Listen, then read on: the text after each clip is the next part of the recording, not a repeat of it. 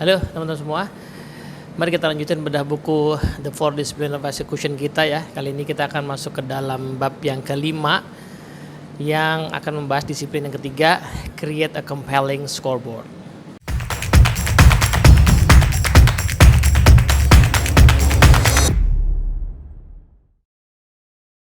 Jadi di video-video sebelumnya kita udah bahas tentang prinsip pertama dari execution atau the fourth discipline of execution, yang tujuannya adalah eksekusi dalam rangka atau eksekusi yang membutuhkan proses bangun habit. Itu kita mesti menggunakan prinsip fokus ya. Jadi di antara banyak ide bagus yang kita mau jalankan, kita persempit dulu menjadi satu aja ya, multi important goals yang ingin dicapai di kurun waktu tertentu. Kemudian setelah dipilih sesuai dengan kaidah yang ditemukan ya di buku 4DX ini, kita kemudian akhirnya merumuskannya secara clear dalam formula ya, from X to Y by UN. Nah, kalau sudah menjalankan prinsip fokus, yang kedua kita pakai prinsip yang namanya pengungkit atau leverage ya kan. Karena sejak awal ya kita memahami 4DX ini peruntukannya spesifik untuk mengeksekusi yang butuh perubahan habit. Pertanyaannya, habit apa yang perlu diubah? Nah, habit yang perlu diubah itu perlu ditemukan, dan setelah ditemukan dia perlu dijalankan secara terukur. Itulah yang disebut sebagai lead measures ya. Lead measure adalah sebuah tindakan, bisa satu atau dua sih ya. Satu atau dua tindakan yang diprediksi dan bisa dipengaruhi oleh tim kita, punya dampak untuk membantu kita mencapai week gitu ya. Jadi tidak sekedar perilaku yang sudah rutin, tetapi perilaku yang memang baru ya. Kemungkinan ada dua ya, dia betul-betul baru, selama ini kita nggak pernah lakukan, tim kita nggak pernah lakukan. Atau yang kedua ya, kita lakukan tetapi tidak konsisten. Nah, namanya kita mau menjalankan habit baru dan kita mengeksekusi satu tujuan yang tadi yang sangat signifikan mau kita improve, itu tentu saja kan nggak mudah, karena sekali lagi ya, dia mesti berhadapan dengan whirlwind ya, angin puting beliung, rutinitas yang sudah sangat terbentuk habitnya sejak lama. Nah, bagaimana dia bisa pelan-pelan terbentuk? Selain memang di disiplin kedua dia mesti dibuat ukurannya, tetapi dia perlu dijalankan secara bertahap dan diukurnya dengan alat ukur yang namanya scoreboard. Nah, tapi jangan buru-buru mengatakan kantor saya mah udah punya banyak dashboard gitu ya. Ya betul, alamiahnya organisasi kalau sudah mature, sudah matang ya pasti punya banyak alat ukur yang sudah sangat rapi pakai sistem. Nah, tetapi scoreboard yang dimaksud di 4DX ini agak berbeda ya. Karena perumpamaannya adalah begini. Jadi tiap disiplin kan punya prinsip yang kita coba selaraskan ya. Disiplin satu prinsipnya adalah fokus. Disiplin kedua prinsipnya adalah kita mencari pengungkit atau leverage. Disiplin tiga itu prinsipnya ternyata bukan ukuran itu sendiri, tapi prinsipnya adalah engagement. Wah, kok bisa? Jadi gini, karena kita tuh pengen ngubah habit itu kan pada dasarnya butuh kesadaran dari orangnya kan. Nah, padahal orang-orangnya ya ini tim kita itu kan manusia-manusia merdeka yang tidak bisa begitu mudah kita pengaruhi habitnya, yang sudah punya rutinitas ya, bahkan sudah punya whirlwind yang menjadi tanggung jawabnya. Nah, gimana caranya mereka mau bangun habit baru yang tentu saja itu menyulitkan ya pada mulanya. Nah, satu-satunya cara adalah mereka harus merasa terlibat. Mereka harus merasa bahwa memang ini habit ini penting, ini buat saya juga gitu ya. Nah, itulah kenapa mengambil inspirasi dari pertandingan olahraga ya. Kita melihat banyak pertandingan olahraga tuh bisa melibatkan bukan hanya pemainnya ya, pertandingan sepak bola, pertandingan basket gitu ya, yang terlibat kan bukan hanya pemainnya, bahkan penontonnya. Nah, kok bisa? Karena pertandingan itu selalu punya yang namanya papan skor. Nah, tapi balik lagi ke tadi, loh kan organisasi udah punya banyak dashboard. Nah, ini dia.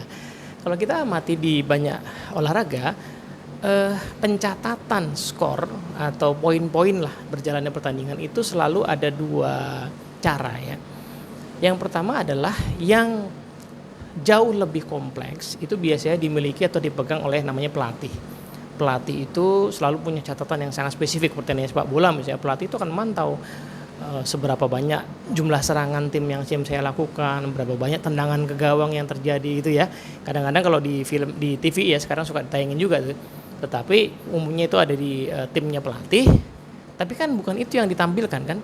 Yang ditampilkan di pertandingan yang membuat penonton engage dan pemain juga engage adalah papan skor yang jauh lebih simple. Kalau di pertandingan sepak bola tuh yang hanya tadi ya melibatkan golnya berapa gitu ya. Di basket juga seperti itu.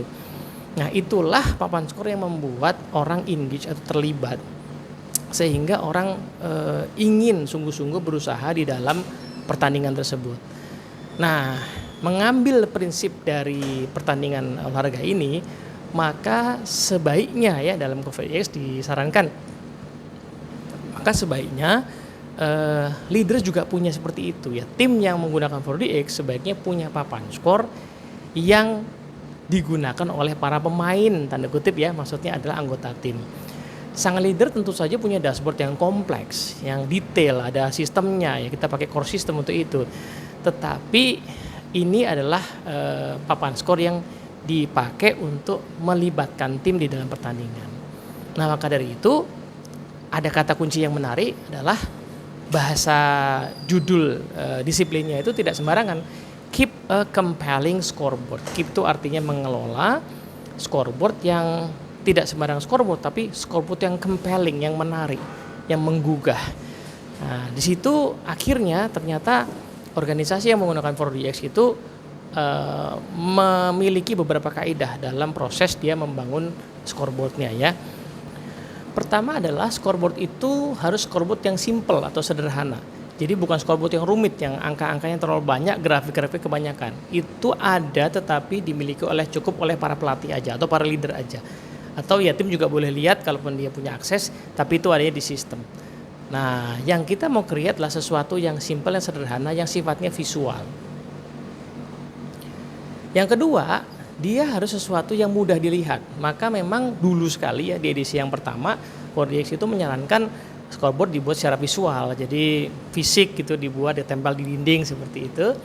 Nah, meskipun sekarang seiring waktu sih sebenarnya nggak harus juga. Sekarang udah banyak sistem yang bisa dipakai, bahkan ada namanya aplikasi khusus yang dibuat oleh Frank Covey, organisasi bisa pakai itu ya, jadi bisa langsung jadi semacam aplikasi di HP atau di tablet atau di komputer begitu ya, atau ditampilkan di layar besar misalnya kan. Kadang-kadang di perusahaan suka udah punya pakai layar TV atau Videotron begitu kan. It's okay, yang penting adalah dia harus bersifat visual. Ya sama lah tadi ya, kayak pertandingan sepak bola kan scoreboardnya visual gede kelihatan gitu ya. Nah, yang ketiga adalah, nah ini yang agak unik. Biasanya kalau kita punya dashboard di organisasi, kita itu langsung fokus kepada hasilnya kan ya, progres pencapaiannya. Mengapa? Karena dia whirlwind, karena tim sudah tahu cara mencapainya, tinggal dipantau aja progres pencapaiannya. Nah, tapi karena 4DX ini dipakai untuk membangun habit, maka tentu saja hanya mengukur hasilnya tidak cukup. Kita juga pengen mengukur habitnya atau lead measures-nya. Maka scoreboard yang compelling ini dia harus memuat dua data.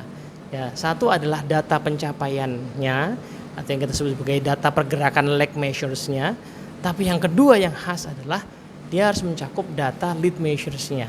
Apakah tindakan saya dalam melakukan prospecting, tindakan saya dalam berolahraga, kalau contoh-contoh yang lalu ya, tindakan saya dalam melakukan pengukuran ukuran kaki anak-anak di toko sepatu ya, kemarin kita bahas ya.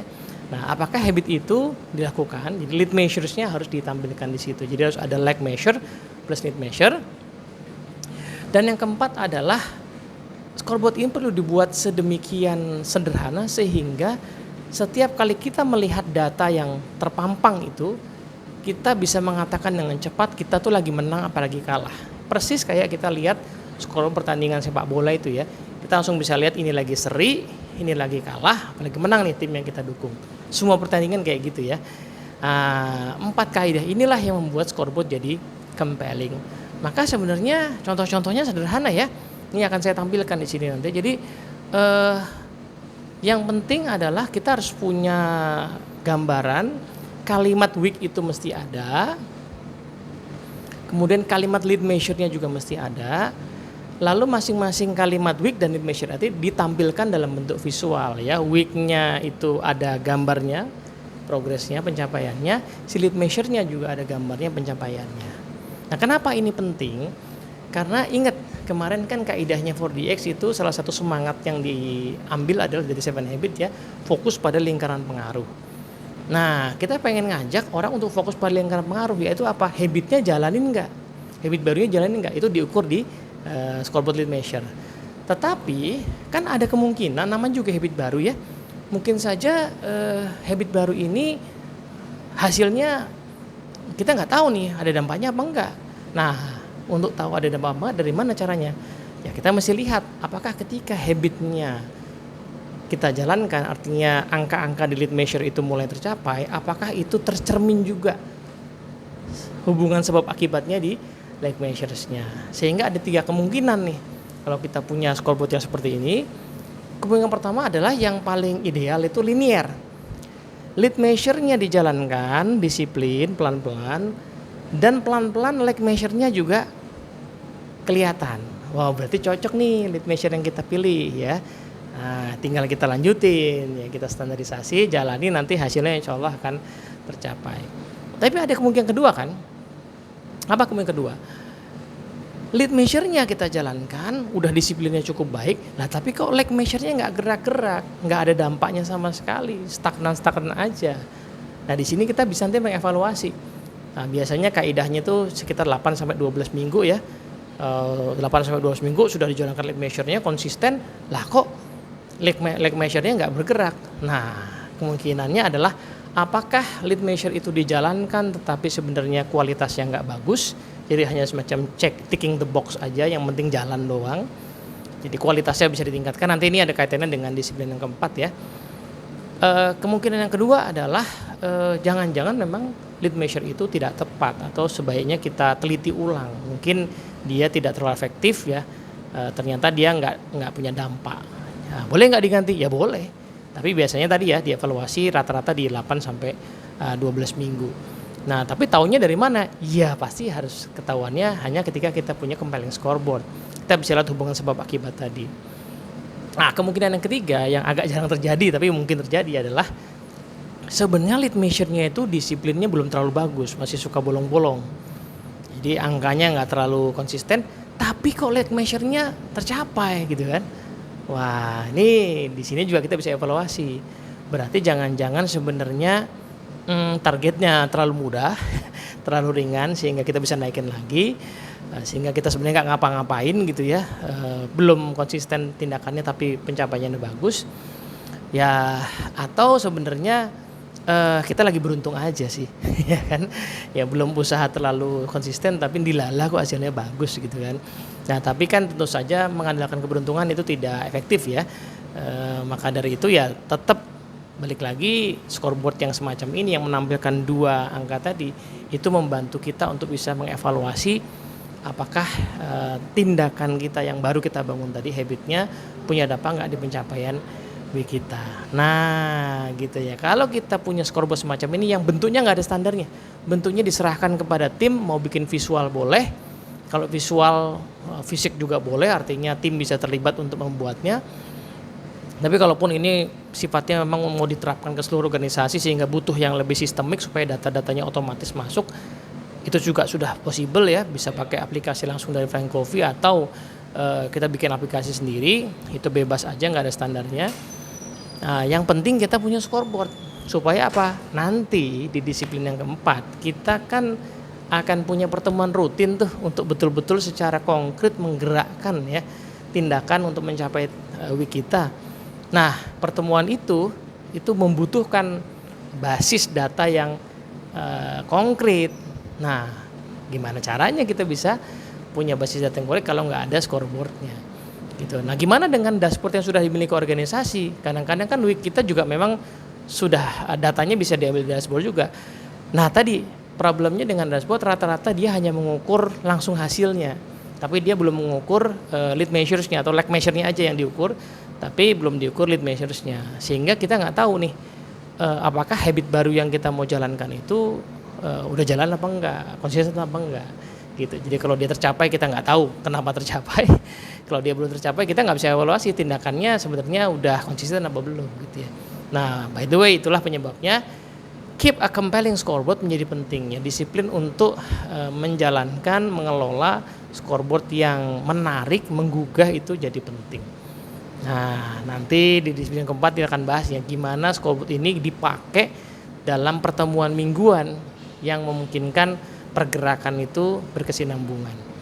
Moga-moga bermanfaat. Assalamualaikum warahmatullahi wabarakatuh.